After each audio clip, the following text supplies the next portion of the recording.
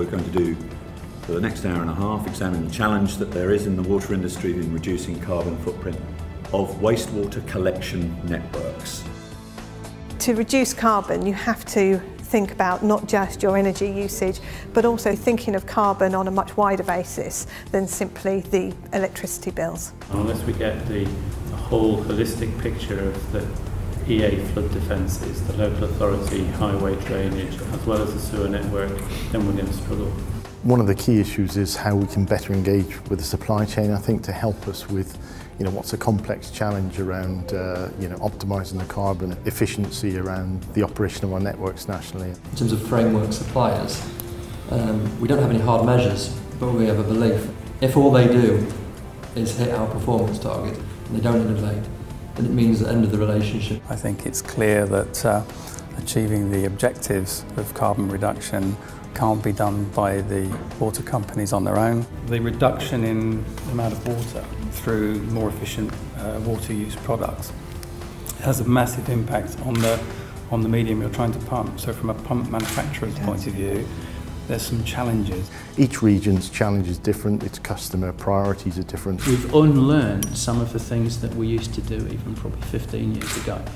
And I guess there's a big piece there for me saying that, okay, we can get the technology in place, we can get the process in place, but have we got our people in the right place?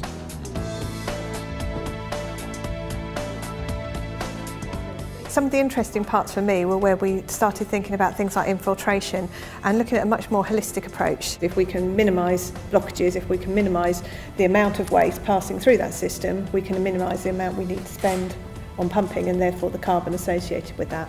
I think there's an opportunity to use technology to help us eliminate redundant flow in the system. I think there's more that can be done to increase the efficiency of the technology we have, to make it cheaper and therefore roll it out to a larger proportion of the asset base. I was interested in hearing about everyone's sharing the same issue regarding flow monitoring to get good efficiency at pumping stations. If you have flow monitors within the network and you have very good hydronic models, you can start to make very good decisions on a daily basis to move your sewage around. There's so much data, and so you need to tie in the data to actually what action you're going to take. And so that's what we're trying to drive into our systems, our asset standards, our monitoring and control.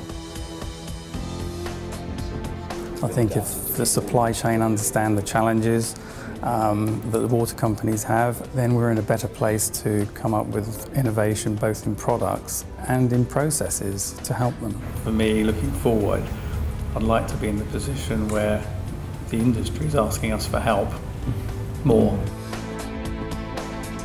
We've set ambitious, but I believe realistic targets for 2015. If we generate the renewable power that we want to generate, if we invest in energy efficiency in the way that we want to, we can do it.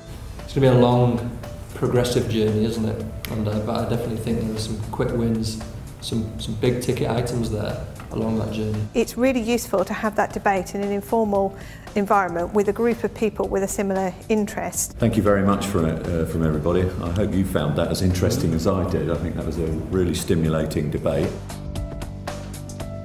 It was a very lively debate. I learned a lot of things, many perspectives, both from the supply chain and from different operators. So yeah, extremely worthwhile day.